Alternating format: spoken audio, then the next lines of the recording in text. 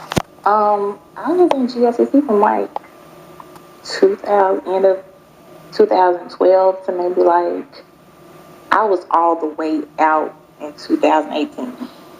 Oh, okay. So you recently just got. Oh yeah, like maybe early 2018. Praise God. Praise God for that. Yeah. So, do you have any children from your significant other? Oh yeah. So I was in it a few years before my ex-husband was in it. I actually met him when he joined GLCC here in Tennessee. Um, but yes, we do have two children, two small children together. Okay. Mm-hmm.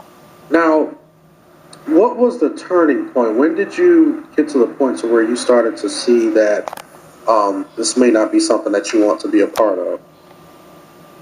Oh, wow. It was so many things. It was so many things. I got a lot of things written down, so because I want to try to get, just hit points. But yeah, go ahead. Take time. Going to Shabbat class every Saturday. That's where I want to start. There was never any worshiping of God. There was never ever any worshiping. As the Psalms say, raising our hands to God and worshiping. There was never any worshiping. There was never any um, prayer, reverence of God in the Shabbat classes. It was always, rehearsing the precepts. Let's rehearse the precepts, and everything was geared towards the men going out on the street, rehearsing certain precepts so you can tear down a Christian and with their beliefs. That was every Saturday. Wow. And it would always, even if it was it would always be a topic. It would always start off with a topic, but the topic was never addressed. We would always go back. Okay, brothers, will we, do you remember these same precepts? Quote to me, what's sin? What's keeping the commandments? 1 John 3:5. It was just like, it was quick. So legal, just a bunch of legalism. A bunch of legalism. And it was like, wow. It was never any helping anybody, never delivering, never any operating through the gifts of the Holy Spirit. Nobody ever delivered from any demons. Nobody ever healed. Nobody ever prayed for it. No, I mean, it was nothing.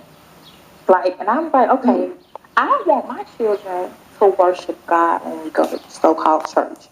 Exactly. This is not, we don't ever worship God. The music is centered around us being Israelites. We the Israelites, we the Israelites. None of the music is worshiping God, and I'm sitting here like, okay, this is becoming man-centered, and I'm seeing this thing, and I'm like, I understand, I'm filthy. My righteousness is as filthy rags. I can't do anything of myself. And a lot of it also is when I started to ask my ex-husband, my significant other at the time.